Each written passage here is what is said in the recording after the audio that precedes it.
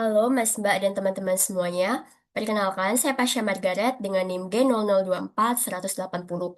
Saya dari SGDB 10. Dan pada kesempatan kali ini, saya akan menjelaskan mengenai laporan praktikum saya untuk blok 2.3.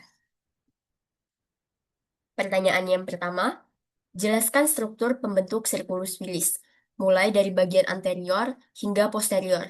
Sebutkan juga fungsinya dalam menjaga perfusi serebral saat terjadi sumbatan salah satu arteri besar. Nih, Berikut adalah gambaran berikut adalah gambaran dari Circulus arteriosus Willisi. Circulus Willis adalah jaringan arteri yang membentuk lingkaran di dasar otak. Nah, dari paling anterior, di sini ada arteri komunikans anterior. Kemudian di belakangnya ada arteri cerebri anterior, yang kanan dan kiri. Kemudian di sini ada arteri karotis interna di bagian kanan dan kirinya. Kemudian ada arteri cerebri media di kanan dan kirinya. Kemudian ada arteri komunikan posterior di kanan dan kiri juga. Lalu ada arteri cerebri posterior. Dan di sini ada arteri basilaris. Dan di bagian paling posterior itu ada arteri vertebralis. Nah, fungsi utama dari Circulus Willis ini adalah untuk menyediakan jalur alternatif aliran darah ke otak. Jadi, apabila ada sumbatan pada salah satu arteri besar, misalnya pada arteri karotis interna. Nah, Circulus Willis memungkinkan aliran darah tetap mencapai seluruh bagian otak melalui jalur kolateral, sehingga mencegah terjadinya iskemia dan kerusakan jaringan otak. Berikut adalah gambaran dari Circulus arterius Willisi apabila di otak. Selanjutnya, untuk soal nomor 2, sebutkan dan jelaskan perbedaan antara tractus corticospinalis dan tractus spinothalamicus, meliputi A. Fungsi utamanya, B. Titik awal dan akhir, C. Lokasi penyilangan atau decussiato, dan D. Letak relatifnya di medula spinalis. Berikut adalah gambaran dari tractus corticospinalis. Nah, tractus corticospinalis itu adalah jalur motorik yang mengontrol gerakan volunteer. Jalur ini bermula dari konteks motoriks yang ada di area Brodmann 4 dan berakhir di neuron motorik medula spinalis. Penyilangan atau decussiato terjadi di medula oblongata dan jalur ini terletak di kolumna lateral medula spinalis. Nah, berikut adalah gambaran dari tractus spinothalamicus. Tractus spinothalamicus adalah jalur sensorik yang menghantarkan sensasi nyeri, suhu, dan sentuhan kasar. Jalur ini bermula dari Jalur ini bermula dari reseptor sensorik di perifer dan berakhir di korteks somatosensorik, yaitu di area Brodmann 1, 2, 3. Penyilangan atau decussiato terjadi di segmen medula spinalis, tempat masuknya selaput. Dan jalur ini terletak di kolumna lateral medula spinalis. Pertanyaan yang selanjutnya, nomor 3. Sebutkan pembagian trunkus cerebri atau batang otak dan minimal 2 struktur penting dari A. Mesencephalon, B. Pons, kemudian C. Medula oblongata. Berikut adalah trunkus cerebri atau batang otak. Trunkus cerebri atau batang otak terbagi jadi 3, ada mesencephalon, pons, dan kemudian medula oblongata. Berikut adalah gambaran dari mesencephalon. Di mesencephalon, di sini ada pedunculus cerebri. Nah, di pedunculus cerebri ini yang pertama ada crus cerebri. Kemudian di sini ada substantia nigra, ada fossa interpendicularis, tegmentum mesencephaly, terus ada tectum mesencephaly, dan ada aqueductus mesencephaly.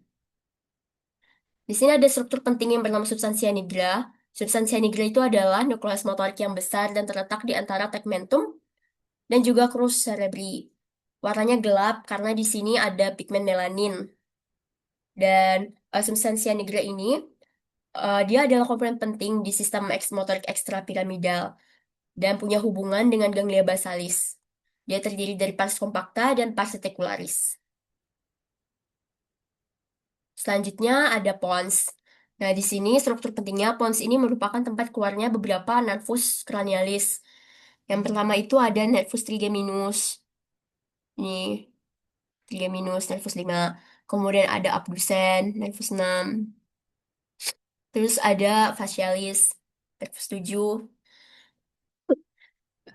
Dan vestibulocochlearis, nervus 8. Selanjutnya ada medulla oblongata. Nah, medulla oblongata ini juga punya beberapa struktur penting karena dia tempat keluarnya beberapa nervus cranialis. Nervusnya dari nervus 9 sampai nervus 12. Nervus 9 itu ada glosopharyngeal di sini. Kemudian ada nervus vagus, nervus 10. Hypogloss, hypoglossus itu nervus 12. Kemudian ada nervus accessorius, nervus 11.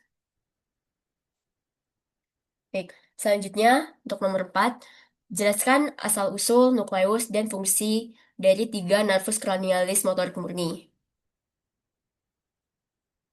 Misal, nervus 3, nervus 4, dan nervus 6. Serta akibat lesi pada upper motor neuron dan lower motor neuronnya. Oke, yang pertama ada nervus oculomotor atau nervus 3. Untuk asalnya, nervus ini berasal dari mesencephalon. Letak nukleusnya ada di mesencephalon, tepatnya di bagian anterior. Untuk fungsinya, dia menginervasi sebagian besar otot ekstraokuler, termasuk otot rectus superior, inferior, medialis, otot oblik inferior, sama levatopalpebra. Dia juga ya, otot palpebra. Dan otot sphincter pupil. Kemudian, apabila terjadi lesi di lower motor neuron, itu bisa menyebabkan ptosis. Ptosis itu adalah kelopak mata jatuh, jadi dia kayak nggak bisa dibuka gitu kelopak matanya. Strabismus atau matanya juling ke lateral dan ke bawah, serta dilatasi pupil. Dan diplopia, penglihatannya jadi ganda. Kalau lesi pada upper motor neuron, itu biasanya nggak terlalu terlihat karena ada inervasi bilateral, tapi bisa ada kelemahan ringan. Kemudian selanjutnya untuk nervus 4 atau nervus trochlearis, untuk asal nukleusnya juga dari mesencephalon. Namun, nervus trochlearis ini adalah satu-satunya saraf cranialis yang keluar dari sisi dorsal batang otak.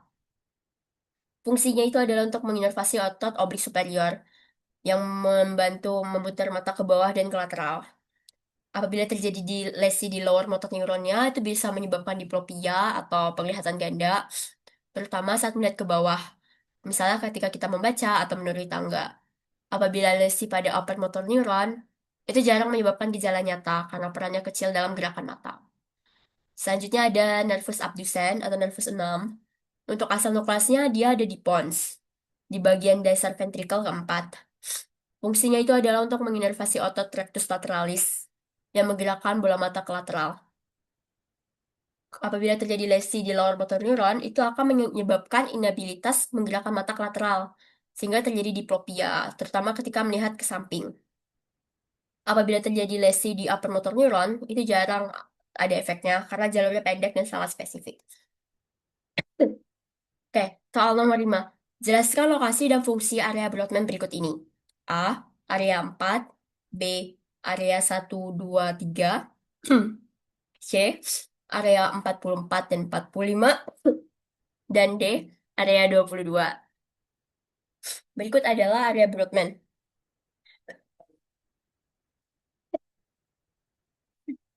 Oke. Area 4. Oke, baik. Berikut adalah area Brodmann. Area 4 itu disebut juga dengan area motorik primer.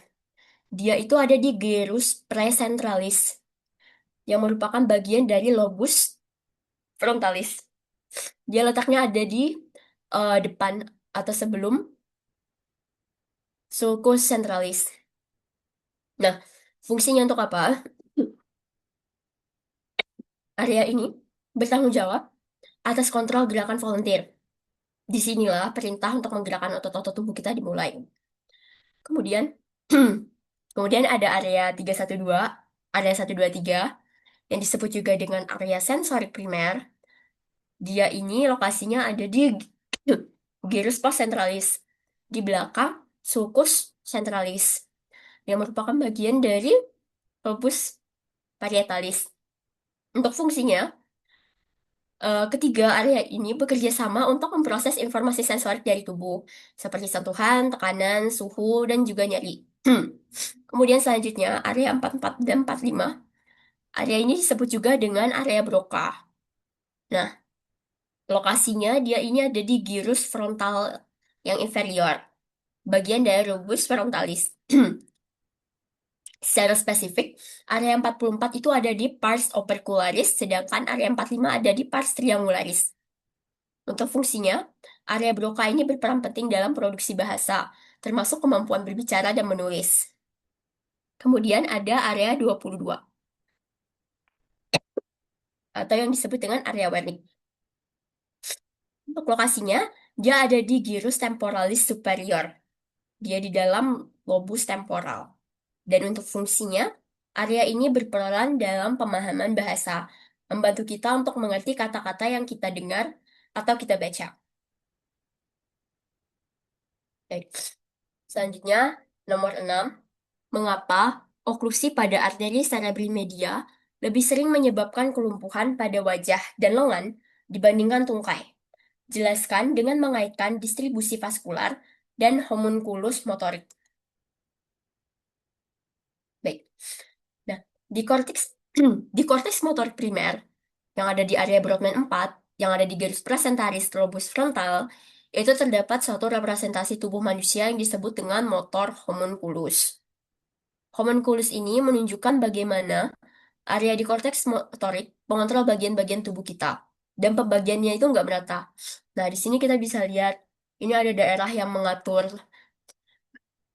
hmm, tentang salivasi, mastikasi, menelan, lidah, rahang, bibir, wajah, eh, eyelid, ini, eyelid dan bola mata, brow, neck, thumb, index finger, jari-jari, kemudian tangan, pergelangan tangan, elbow, shoulder, terus badan, pinggang, kaki, sampai ke jari kaki. Nah, wajah dan lengan ini ya diwakili oleh bagian lateral dari gyrus presentalis. Tungkai dan kaki direpresentasikan di bagian medial yang lebih mendekati visura longitudinalis. Nah, sekarang kita kaitkan dengan arteri cerebri medial. Arteri ini adalah cabang dari arteri karotis interna dan menyuplai darah ke bagian lateral hemisfer cerebri, termasuk area yang mengatur gerakan wajah dan lengan. Jadi, jika terjadi oklusi pada arteri cerebri media, bagian lateral dari korteks motorik akan kekurangan suplai darah, sehingga yang mengatur wajah dan lengan akan lebih terdampak. Itulah kenapa pasien dengan stroke karena oklusi arteri cerebri media biasanya mengalami hemiparesis wajah dan lengan. Sementara untuk tungkai mungkin akan tetap kuat atau hanya lemah ringan aja, karena area tungkai lebih banyak divaskularisasi oleh arteri cerebri yang anterior. Baik, selanjutnya untuk soal yang terakhir. Jelaskan mekanisme kompensasi vaskular yang terjadi jika terdapat oklusi pada arteri karotis interna kiri dengan mengaitkan struktur sirkulus wilis yang terlibat. Baik, ini tadi adalah gambaran dari sirkulus arteriosus wilisi. Nah, apa yang akan terjadi jika arteri karotis interna yang kiri itu mengalami oklusi atau penyumbatan? Nah, seperti yang sudah dijelaskan sebelumnya, apabila terjadi oklusi di salah satu arteri yang ada di sirkulus arteriosus wilisi, otak akan tetap bisa mendapatkan suplai darah karena sistem anastomosis yang disebut dengan sirkulus wilis. Nah, bagaimana sih kok bisa? Jadi tadi kan udah dijelaskan juga kalau sirkulus wilis adalah jaringan arteri berbentuk lingkaran yang terletak di dasar otak dan berfungsi sebagai sistem kompensasi jika salah satu jalur utama terganggu. Nah, untuk komponen utamanya dari anterior ke posterior, yang pertama di bagian anterior itu ada arteri cerebri anterior kanan dan kiri, yang mana itu dihubungkan oleh arteri komunikasi anterior. Kemudian arteri karotis interna kanan dan kiri itu akan membentuk bagian anterior lingkaran. Terus kedua arteri cerebri posterior yang berasal dari arteri basilaris akan dihubungkan ke arteri korotis interna lewat arteri komunikans posterior. Jika arteri karotis interna kiri tersumbat, darah bisa dialirkan ke hemisfer kiri otak melalui yang pertama dari arteri komunikans anterior yang mengalirkan darah dari arteri komunikans yang ada di kanan, arteri karotis interna yang ada di kanan, kemudian dialirkan ke arteri cerebri anterior, kemudian ke arteri komunikasi anterior, baru ke arteri cerebri anterior yang di kiri. Jadi dia dapat darah itu dari sini. Terus dia juga bisa dapat dari arteri komunikasi posterior kiri yang menghubungkan sistem posterior. Ya, itu dari arteri basilaris ke arteri cerebri posterior, kemudian ke arteri komunikans posterior yang kiri, ke arteri karotis yang kiri untuk menyuplai arteri cerebri media yang kiri. Jadi yang di kirinya kayak tetap bisa dapat tersuplai dari belakang dan dari depan. Nah, dengan cara ini, sirkulus silis menjaga agar suplai darah ke otak tetap terjaga. Nah, dengan cara ini, sirkulus wilis menjaga agar suplai darah ke otak tetap terjaga, bahkan saat terjadi sumbatan pada salah satu arteri besar. Baik, sekian penjelasan saya mengenai laporan praktikum blok 2.3. Atas perhatiannya, saya ucapkan terima kasih.